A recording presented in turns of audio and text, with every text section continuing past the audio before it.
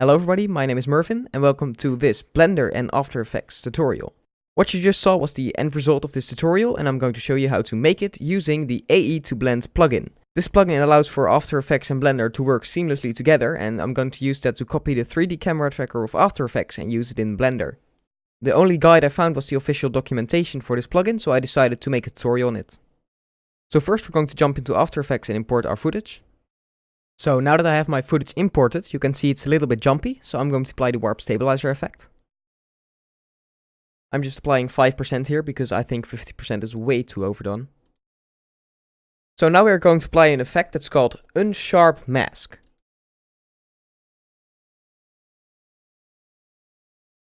I'm applying this effect because detailed contrast works better with the 3D camera tracker in After Effects. Now I'm going to pre-compose it, move all attributes. Now I can go ahead and apply the 3D camera tracker. So now that this is done, you have to define a plane and a camera. I'm going to put my plane over here because I think this is a nice spot for the object to be. So now we can see if it's well tracked.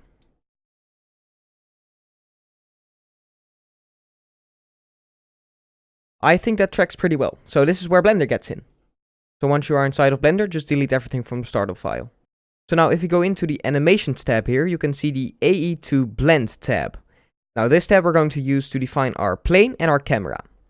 So to define the camera, you have to go into After Effects, go into the 3D camera, and just copy the position and the orientation. I'm going to use Ctrl+C. And now you can press Create Camera. Now you can see that there's already a lot of keyframes here. You can go into your camera and you can kind of see what it looks like. Now, since our keyframes last a bit longer than the project, we're going to set the project size to be a bit bigger. So now we're going to import our plane. Just copy these four and hit Create Plane. Now what you can see from starting frame, that it all tracks in very nicely. So now what I'm going to do, just for the convenience, I'm going to add a background image.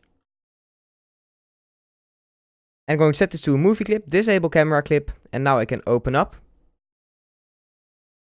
my footage. So now you can see the background, what the footage looks like, and you can see that's pretty well tracked in. Now mind that this is the old footage, so there's no warp stabilizer effect yet on it, but this is just for preview anyways. Now I'm going to select the plane and make it a little bit bigger. Also make sure you're in the cycles renderer. Now I'm going to in this object panel, and I'm going to set the cycle settings to be a shadow catcher. Now you're going to hit Shift S and going to set the cursor to active. Now I'm going to create Suzanne. This will just be our test subject for now. Scale it up a bit. Make sure you rotate it towards the camera. And now for this test, I'm not going to do anything complicated with our lighting setup. So I'm going to just add a sunlight and going to put it directly on top of it.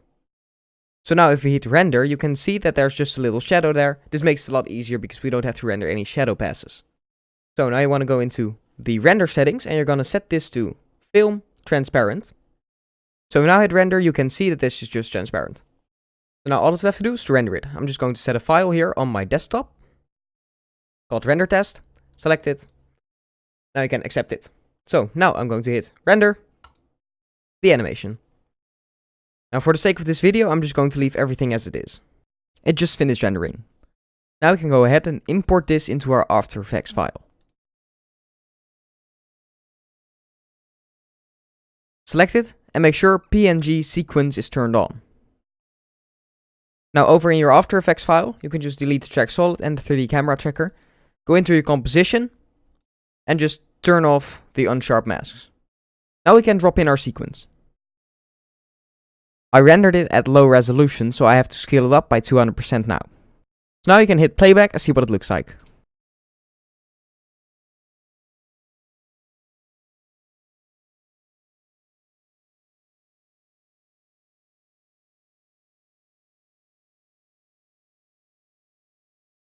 So as you can see, this is a pretty decent track. It's not perfect, but that's because it was just a render test. Now, of course, this was just a basic tutorial, and you can do much more with this basic knowledge. So that was it for today, and here's also another example of what I made with this.